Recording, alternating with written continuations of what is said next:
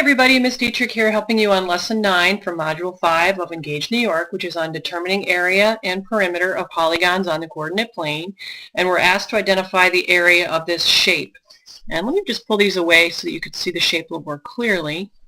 When you first look at it, you might think, I see a rectangle and I see a triangle. Now the problem with that strategy is that's true, but if you look carefully at the triangle, there's this little unaccounted for piece that would really result in a third rectangle, which is certainly an approach that you could take. And if we have time, we'll look at that approach.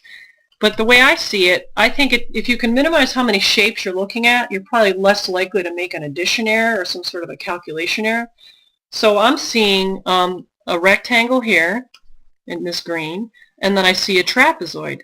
Now some people don't see the trapezoid because they're not familiar with looking at a trapezoid this way, so I don't know if turning it this way helps.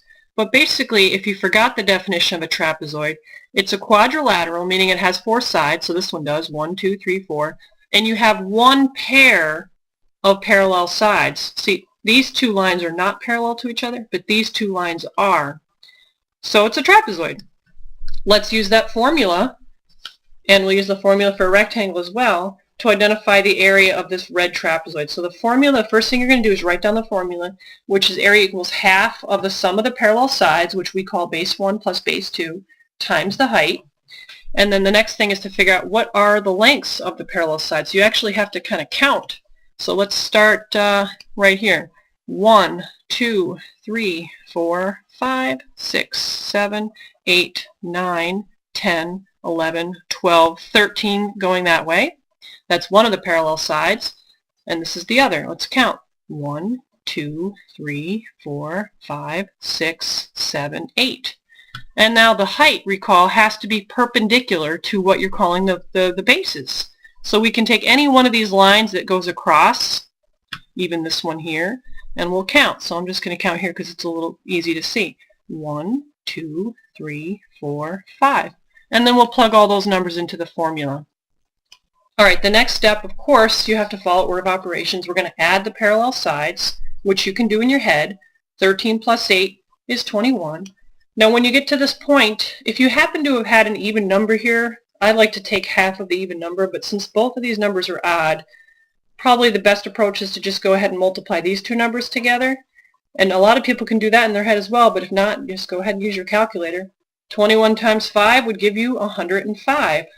Now to take half of that, just a little reminder, taking half of something is the same as dividing it by 2. So on your calculator you would just take this 105 and divide it by 2.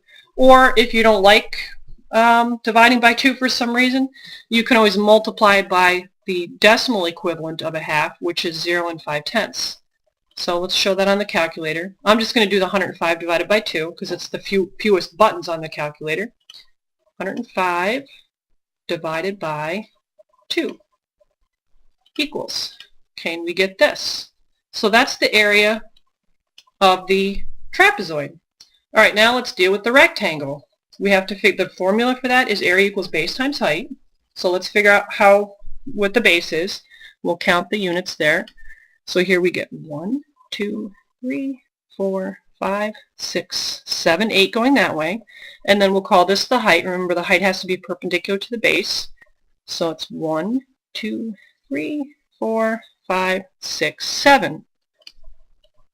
All right, so 8 times 7. Easy enough. We can do that in our head.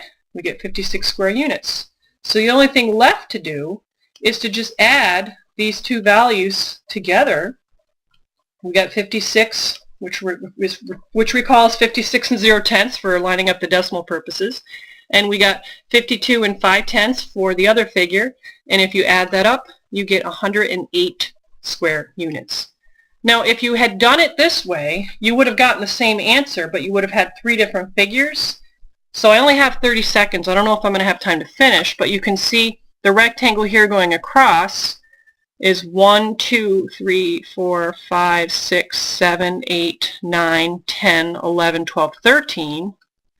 And then going up here, 1, 2, 3, 4, 5, 6, 7. You would have multiplied 13 times 7, come up with a number. And then you see you have the 5 pieces here. That's 5 times 1. And then your triangle would be half of